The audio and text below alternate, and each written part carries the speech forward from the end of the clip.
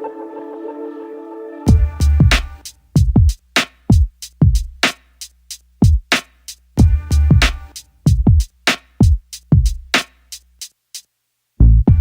tal, amigos? ¿Cómo están? Esto es Solo Inmobiliaria, yo soy James Tobin. Recuerden que nos pueden escuchar en el 92.3 de FM, 740 de AM. En nuestras redes sociales también nos pueden ver en YouTube, Instagram o Facebook, en Radio Fórmula QR o también en el Twitter @RFQR. Y pues bienvenidos a este domingo 5 de mayo, hoy día de la Batalla de Puebla. Recuerden que como siempre es importante pasarla bien saliendo del programa. Yo me voy a ir a echar unas carnitas, así que los invito a que ustedes también vayan a hacer algo por el estilo. Y pues vamos a empezar.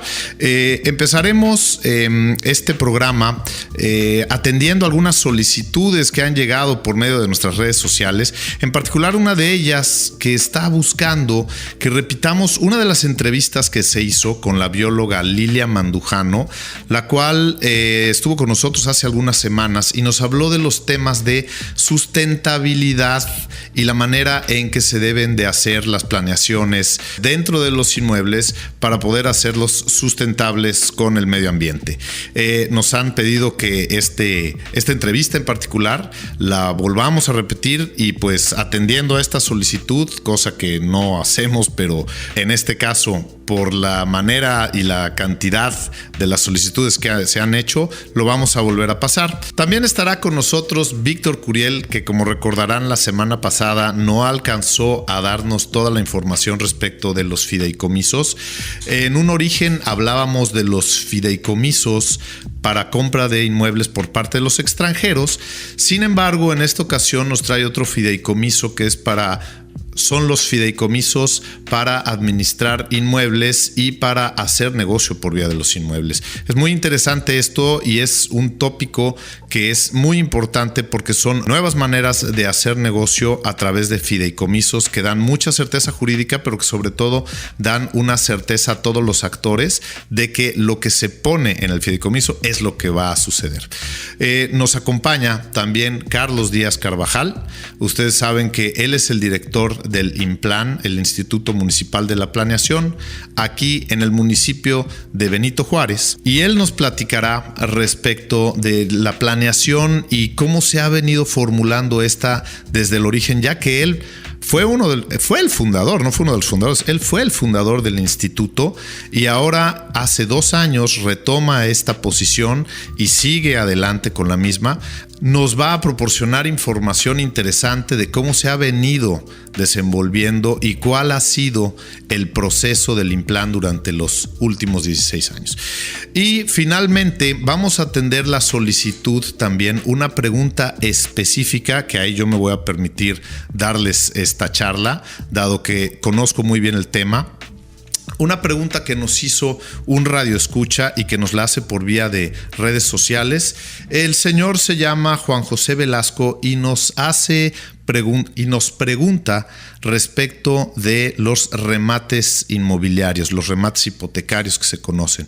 Así que pues vamos a tener esto, vamos a tener las breves como siempre, tendremos nuestras cápsulas y pues allá vamos, arrancamos. Bresa Towers.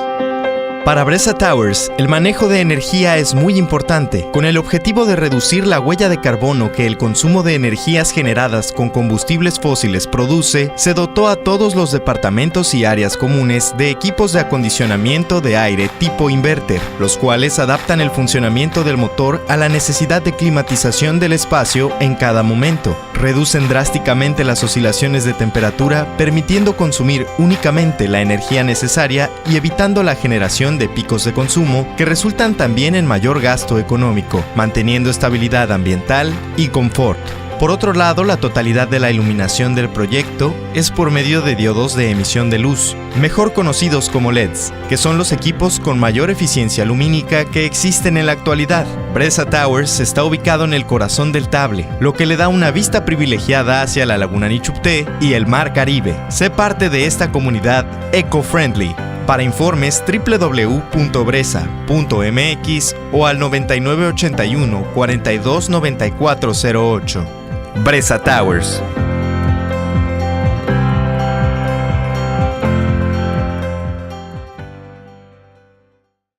Aquí estamos de regreso en el 92.3 de FM, en el 740 de AM. Recuerden que nos pueden ver también en nuestras redes sociales, en Instagram, YouTube, Facebook, Radio Fórmula QR, y también en el Twitter, @RFQR. Todas las dudas, por favor, se las vamos a agradecer y les damos respuesta, inclusive para hacer algún programa, si así lo desean. Interactuemos por esos medios, por favor. Y estamos aquí otra vez, nada más y nada menos que con Carlos Díaz Carvajal.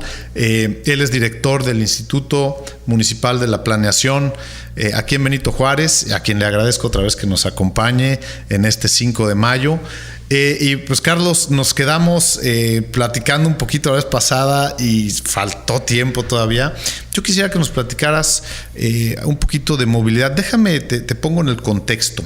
Estuvo con nosotros Eric Olvera, a quien creo que conoces, es un muy buen urbanista, y él nos hablaba de cómo las ciudades ya tendrían que estar más planificadas en términos de el ciudadano para la movilidad, ¿no? Parece que hacemos las ciudades para más coches en lugar de para más personas. ¿Nos quieres ayudar a abundar en esto, por favor? Sí, definitivamente. Pues la coincidencia es esa, ¿no? No son ocurrencias, reitero, en términos de poner al peatón. Tenemos una imagen de la pirámide invertida, donde el peatón está en la parte superior, luego el transporte público, el transporte de carga, la bicicleta, y en la parte más angosta de la pirámide invertida, el automóvil. ¿Qué quiere decir esto? Que sí, también una analogía, dicen que la gente pues hace, con tal de no bajar de peso, se compra una talla más grande del pantalón, de 32 a 36. Yo soy de esos, ¿eh? Entonces ya no generas no atacas la causa, sino que dices, bueno, me conformo de poner una talla más grande. Sucede lo mismo con las ciudades. Y desafortunadamente para las ciudades latinas, no las gringas o las americanas, para que no suene un poquito medio peyorativo, pues ellos han tenido derechos de vía enormes. Entrar a Los Ángeles con 8 carriles o 9 carriles en un solo sentido y otros 9 carriles de salida, pues habla de el poder del automóvil en la cultura americana. En nuestro país apenas desde que la SCT creó los derechos de vía, se quedaron en 40 metros, entonces no podemos ampliar más las vialidades. 40 metros es insignificante. Pero no es lo bueno tampoco pensar en ampliar vialidades para más automóviles. Lo que tenemos que hacer es generar un transporte público eficiente, seguro, cómodo para el ciudadano. Dicen que el espacio público es democrático y el transporte público es el que le sigue en democracia. En los países europeos, el alto funcionario y el empleado se mueven en transporte público, porque llegar a Manhattan es carísimo. Aún el ejecutivo más portentoso se le iría el sueldo en pago de rentas del cajón de estacionamiento al día. Entonces llegan en metro, llegan en ferrocarril o en ferries a la isla de Manhattan, y en Londres ni se diga. Se tiene que utilizar el transporte público. Perdón, te voy a hacer nada más un comentario ahí, porque esto creo que viene mucho al caso. En una ocasión leí, no recuerdo en dónde, si fue en alguna revista o algo, de una persona que en Nueva York prefirió dejar su coche mal estacionado, su Ferrari, ¿verdad? Y se lo llevaron las grúas, y pues cuando regresó pues lo tuvo que ir a sacar del corralón, y dijo, pues es que me sale más barato dejarlo en el corralón que meterlo al estacionamiento. Eso no puede pasar aquí, ¿no? Es correcto. Entonces creo que esto es parte de una cultura de donde dices, no debemos de pensar en el automóvil. Decían, bueno, la ciudad no da para más automóviles, y es cierto. Dice, pero ¿cómo llega al centro el ciudadano común? Digo, pues es que no hay que llegar en el automóvil, hay que llegar en el transporte público. Entonces ahí hay un círculo vicioso. Dice, ¿quién se sube al transporte público de Cancún? Hoy es verdaderamente inseguro. Algunos amigos también se van a molestar, pero hay que trabajar día a día con este tema del transporte público en todas sus modalidades. Y se está trabajando en ello. el gobierno del estado, en el caso del TTE, las famosas Urbans, con los concesionarios del transporte público municipal, las 4 empresas que se tienen hoy con concesión en el municipio de Benito Juárez. Y ese es otro gran tema. Hay que trabajar en el transporte público eficiente, seguro, cómodo, económico, para que el ciudadano, todos nos movamos, todos. El automóvil debe de ser solamente para otros casos, para el disfrute de la familia en un momento determinado, salir de viaje, ir a la Riviera Maya, pero no es para el cotidiano, no es para el día a día, las actividades cotidianas de la gente. Eso pareciera idealista, pero tenemos que poner los sueños, porque Cancún se hizo de un sueño. Esos hombres de 1965, 68, que estuvieron creando esta ciudad en la Ciudad de México, bueno, cualquiera le hubiera dicho que estaban locos. Hacer una ciudad en la selva, en medio de la nada. Y hoy Cancún pues es el milagro de, alguien dijo por allá, Cancún sueño de banqueros.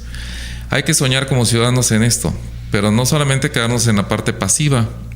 Y creo que debemos de, con todos, con concesionarios, empresarios, ciudadanos, colegios, toda la sociedad organizada, en ir hacia adelante con esta visión del transporte público. Se está trabajando en ciclovías, proyectos de ciclovías troncales, para conectar la ciudad de norte a sur, de este a oeste, mejorar y rehabilitar con el diseño original la ciclovía, rescatar las áreas que hay tramos que no se tienen, en la zona de los Palmares, en la zona hotelera, donde están algunos hoteles, donde hay una zona muy amplia.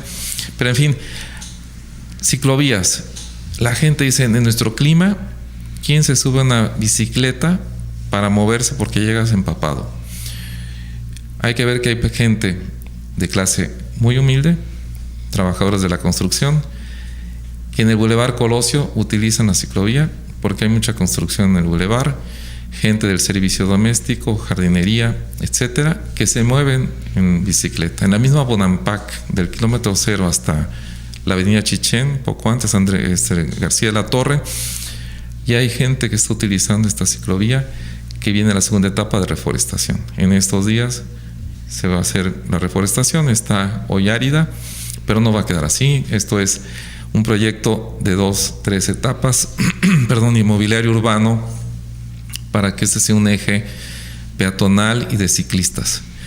La ciudad tiene que cambiar su rostro y debemos de poner nuevamente a Cancún a los 50 años con una cara refrescada, y creo que a lo mejor estoy hablando más en una forma idealista, pero eso se puede decir en el micrófono. El día a día no nos deja pasarse un solo día de que no, en la oficina, de que estemos en esa mira, ¿no? O sea, es un trabajo intramuros que los resultados se tienen que materializar en los próximos 2 años. Ojalá tengamos para el 2050 el 50% de lo que estamos planteando aterrizado. Pero bueno, al final del día lo que vamos a acabar viendo, y lo que yo he visto en los últimos años, que me da gusto, estas ciclovías que se han generado sobre la avenida Guayacán, en la carretera, como bien lo dices. Yo vivo en Bonfil y veo cómo los bonfileños usan mucho esa ciclovía, así que es una gran alternativa. También veo cómo en la zona hotelera se está ocupando. Para mí, la única visión que podemos tener en la ciudad es esta que estás planteando, y creo que compartirla y ha sido muy grato escucharte. Te agradezco mucho otra vez que nos hayas acompañado, Carlos. Nos vamos a un corte, no sin antes agradecerte y darte de veras nuestra bendición para que sigas adelante haciendo esta chamba, porque está compleja, pero estoy seguro que con gente idealista lo vamos a lograr. Gracias. Muchas gracias. Vámonos a una cápsula, por favor. Y pues amigos, vamos a hacer un pequeño resumen de lo que vimos. Como recordarán, nos hicieron la solicitud y la petición de escuchar la entrevista que se hizo a Lilian Mandujano, que nos habla de sustentabilidad. Y obviamente esto es algo muy importante y de gran calado, sobre todo en una zona como es Quintana Roo, que requiere de una sustentabilidad importante cuando se habla de desarrollos inmobiliarios.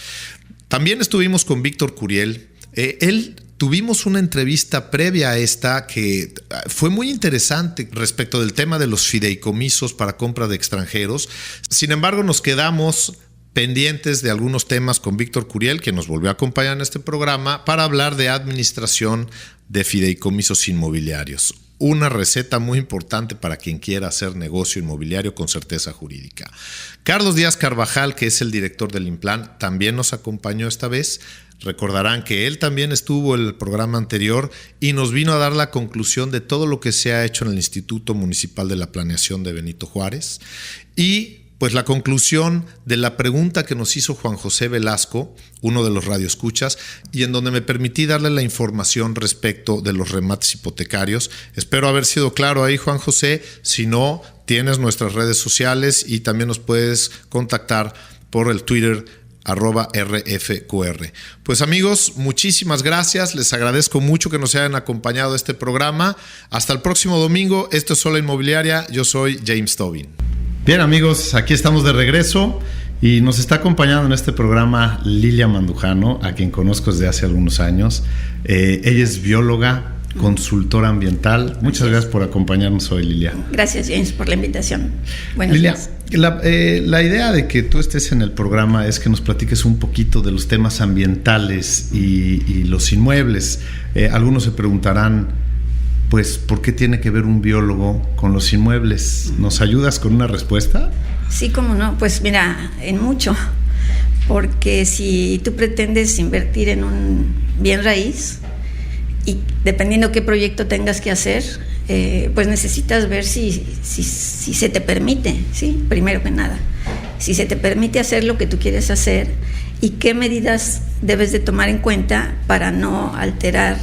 Va a haber siempre alteración siempre que haya un desarrollo, pero qué medidas debes tomar para que el desarrollo pues sea lo más sustentable posible y además se cumpla con la normatividad ambiental.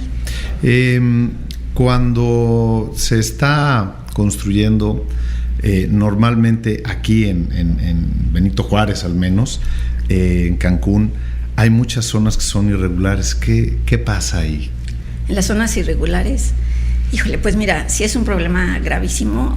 Yo creo que casi todo Cancún ha crecido a través de zonas de invasión, zonas irregulares. Por lo tanto, pues eso ha generado muchísima contaminación, sobre todo, y desforestación, ¿sí?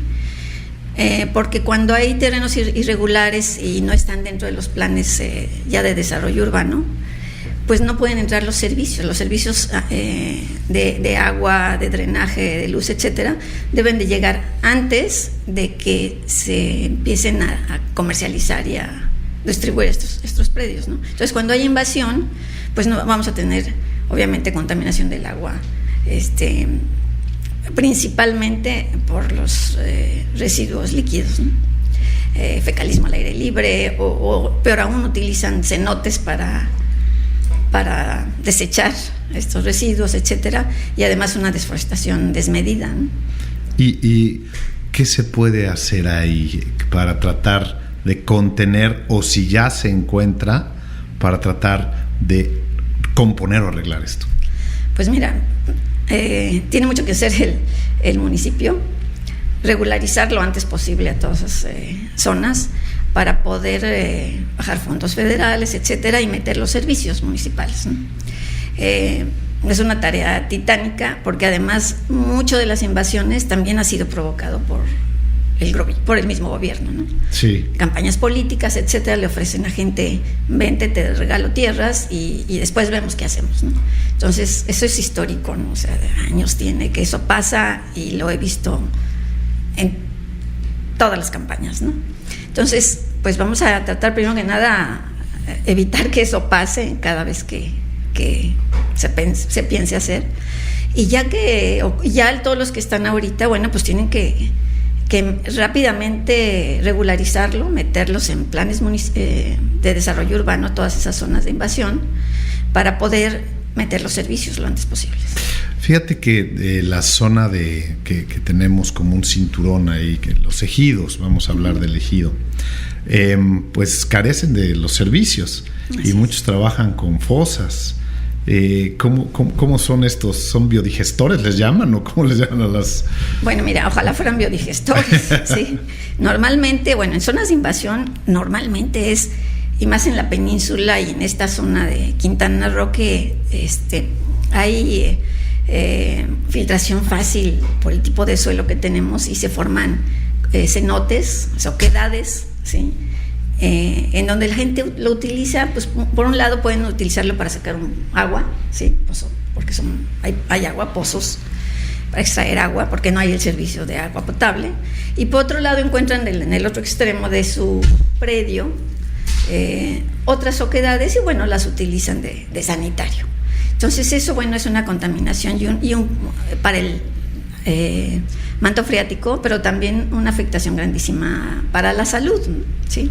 Porque obviamente pues bacterias fecales, etcétera, pues te las estás tomando, ¿no? Y además eso, bueno, va llegando el manto freático hacia el mar, ¿sí? Y bueno, se contaminan nuestros recursos. Entonces, eso es de los peores de los casos. Cuando ponen fosas sépticas, si llevan realmente un diseño de ingeniería adecuado, pues está bien, ¿sí?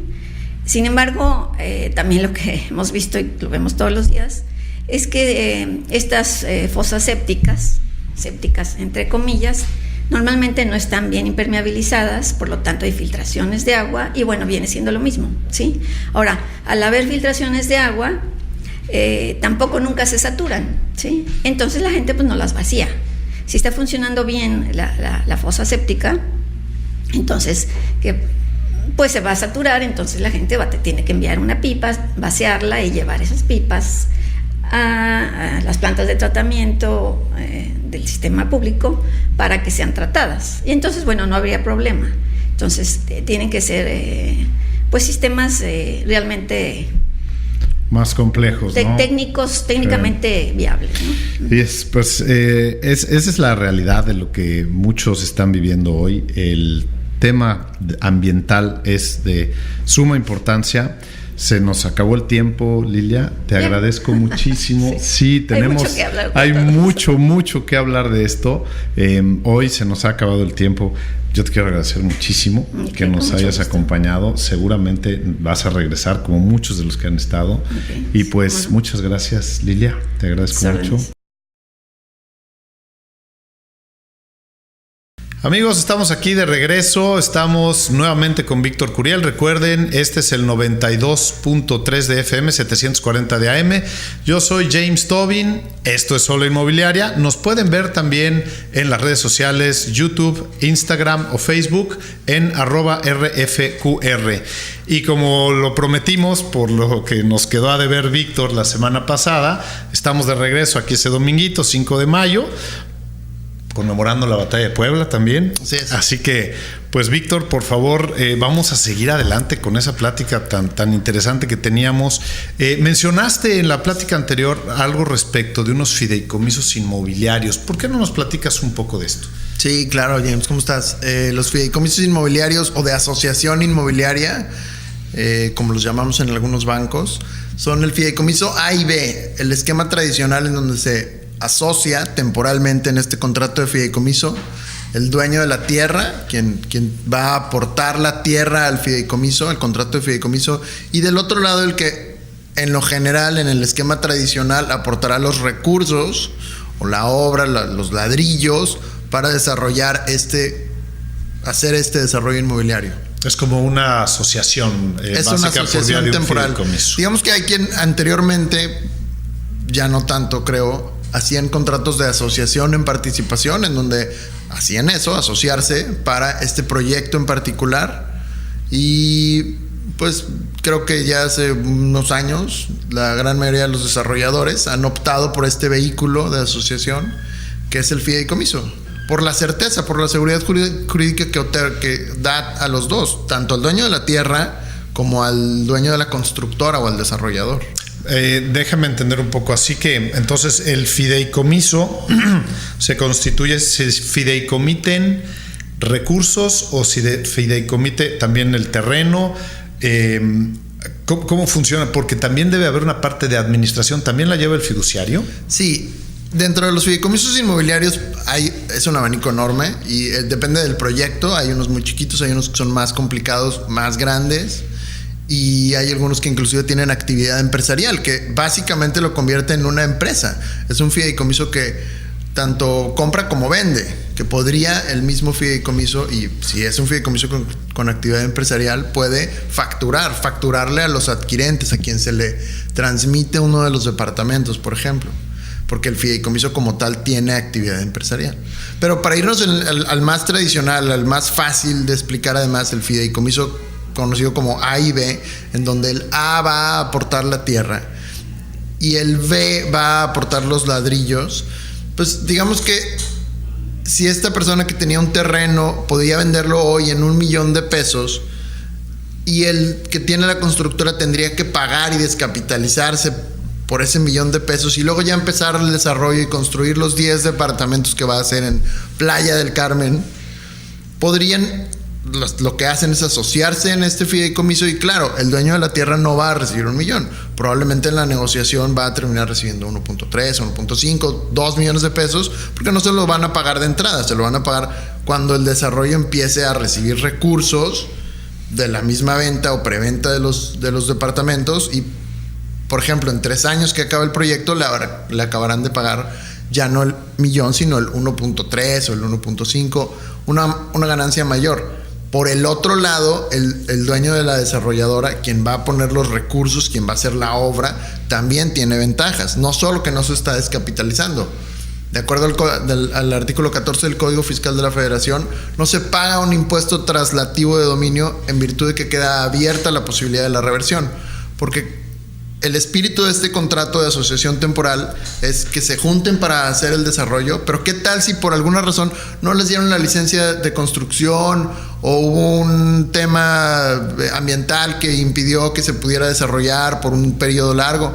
En cualquier momento ambos pueden instruir al fiduciario para que el fiduciario revierta la tierra. Se la regresa por instrucción de ambos, y en ese momento se considera que como no se aportó, porque se revirtió, se regresó la tierra, pues no se pudo haber pagado un impuesto traslativo de dominio. Por eso es que no se causa hasta que no sea imposible la reversión. O sea, cuando efectivamente vendieran, transmitiera y saliera del patrimonio del fideicomiso uno de los departamentos. Pero déjame también preguntarte la parte en donde cuando se fideicomite tiene que haber un traslado de dominio hacia el fideicomiso. Lo hay, pero no fiscalmente. Ya, entiendo. Claro, lo hay. En registro público se va a registrar este contrato de fideicomiso. El titular jurídico ya no será el señor Pérez, que fue el que puso la tierra, sino ya será el contrato de fideicomiso, el fiduciario o el banco, a través de este contrato de fideicomiso. Por eso es que la seguridad jurídica que otorga este contrato para las partes, en este ejemplo simple, para el señor Pérez con la constructora local que está haciendo este desarrollo, es suprema, porque ya no es ni de uno ni fue del otro, ya es del fideicomiso. No va a haber un momento en el que por alguna razón se transmitiera este inmueble a alguien más y tú ya le estabas, como constructor, el desarrollador, ya estabas metiéndole dinero a la obra y tampoco puede ser embargado, ¿no? Bueno, podría. Ese es un tema que luego platicamos. Algunos abogados probablemente creen que el fideicomiso es inembargable, pero eso no existe. En realidad sí pudiera ser. Si hay un fraude en perjuicio de acreedores, etcétera, claro, sí pudieran ser embargados los derechos fideicomisarios, los derechos en el contrato. Pero no puede ser embargado por un tema, probablemente te refieres a imputable a esta persona, porque así claro, es. Ya no es de él. Es correcto. Ya hubiera tenido que pasar algo antes. Así es. Si ya lo aportó al fideicomiso, ya tuvo que haber una libertad de gravamen, etcétera. Ya está dentro del fideicomiso limpio. Ya. Así es. Oye, y los temas fiscales como este que me acabas de comentar, aparte de las bondades que tienen fiscalmente, ¿cuáles consideras tú que son estas bondades? Porque ya vimos que tiene una certeza jurídica, una bondad fiscal. ¿Fluye mejor la cuestión empresarial también, la cuestión de asociación? Cuando hay un fideicomiso de actividad empresarial, sí. Es decir, si tú no quieres, tú, dueño de la tierra, o tú, dueño de la constructora, no quieres que la carga fiscal sea tuya y se la quieres dar al contrato de fideicomiso o al fiduciario, quien lo hará a través de este contrato, sí, tiene algunas ventajas. Muchas cosas evidentemente son hechas por el banco, por los bancos, quienes a su vez normalmente contratan un despacho externo que lleve la contabilidad. Pero bueno, claro que tiene ventajas y tiene además este tema de ya no es tu contabilidad, sino ya es la del fideicomiso. Así es. No va dentro de tu esfera contable. Y esa parte de administración pues también es una responsabilidad del fiduciario, ¿no? Mucho de la administración, sí, sobre todo el tema fiscal, en un fideicomiso que tiene actividad empresarial. Pero sí, bueno, eso es una ventaja importante. Otra ventaja importante es la certeza jurídica que le das a los terceros adquirientes, al que le vas a vender, sobre todo aquí en donde estamos nosotros, si es un extranjero, que este extranjero pues probablemente a la hora de firmar un contrato de promesa le daría mucha más miedo, inseguridad el darle el dinero a el desarrollador que en realidad no es dueño del terreno porque el terreno es del señor Pérez y en realidad no hay ese link jurídico que sí lo hay en un contrato de fideicomiso, porque tú como tercer adquirente, como comprador, tú puedes depositar directamente en la cuenta del fideicomiso. El dinero del fiduciario lo recibe a nombre y cuenta de los fideicomitentes A y B, pero se deposita en la cuenta del fideicomiso y entonces tú estás depositando este recurso a el propietario del inmueble, porque lo que hemos mencionado anteriormente, el propietario ya es el fiduciario a través de este contrato de fideicomiso. Entonces eso da una gran seguridad. No exime de que pueda pasar algo, claro, si el desarrollador al final tuvo un tema o pasó algo y que es una cuestión que podría pasar, no terminó la obra, etcétera, pues claro, eso no te va a asegurar como comprador que tu departamento te lo terminen entregando, pero sí te da una certeza en cuanto a el recurso que se está aportando, lo estás aportando al dueño del inmueble. Ya, es que estas nuevos modelos de negocio que son determinantes para poder generar mucha más certeza que hoy en el mercado inmobiliario se requiere, es imprescindible, pues la pueden obtener a base de los fideicomisos. Lo puedo recomendar mucho porque además yo he visto cómo los fideicomisos funcionan y tienen que tener un sistema profesional de administración, así que pues este fue el tema del día de hoy y qué bárbaro, mano. Otra vez se nos acabó el tiempo, mi estimado Víctor. Te agradezco muchísimo, como siempre, que nos estés acompañando aquí. Ya va a ser parte del programa, man. Gracias, James. Cuando quieras. Muchas gracias. Buen domingo. Vámonos, por favor, a esta cápsula. Y pues amigos, vamos a hacer un pequeño resumen de lo que vimos. Como recordarán, nos hicieron la solicitud y la petición de escuchar la entrevista que se hizo a Lilian Mandujano, que nos habla de sustentabilidad. Y obviamente esto es algo muy importante y de gran calado, sobre todo en una zona como es Quintana Roo, que requiere de una sustentabilidad importante cuando se habla de desarrollos inmobiliarios. También estuvimos con Víctor Curiel. Tuvimos una entrevista previa a esta que fue muy interesante respecto del tema de los fideicomisos para compra de extranjeros. Sin embargo, nos quedamos pendientes de algunos temas con Víctor Curiel, que nos volvió a acompañar en este programa para hablar de administración de fideicomisos inmobiliarios. Una receta muy importante para quien quiera hacer negocio inmobiliario con certeza jurídica. Carlos Díaz Carvajal, que es el director del Implan, también nos acompañó esta vez. Recordarán que él también estuvo en el programa anterior y nos vino a dar la conclusión de todo lo que se ha hecho en el Instituto Municipal de la Planeación de Benito Juárez y pues la conclusión de la pregunta que nos hizo Juan José Velasco, uno de los radioescuchas, y en donde me permití darle la información respecto de los remates hipotecarios. Espero haber sido claro ahí, Juan José. Si no, tienes nuestras redes sociales y también nos puedes contactar por el Twitter @RFQR. Pues amigos, muchísimas gracias. Les agradezco mucho que nos hayan acompañado a este programa. Hasta el próximo domingo. Esto es Sola Inmobiliaria. Yo soy James Tobin.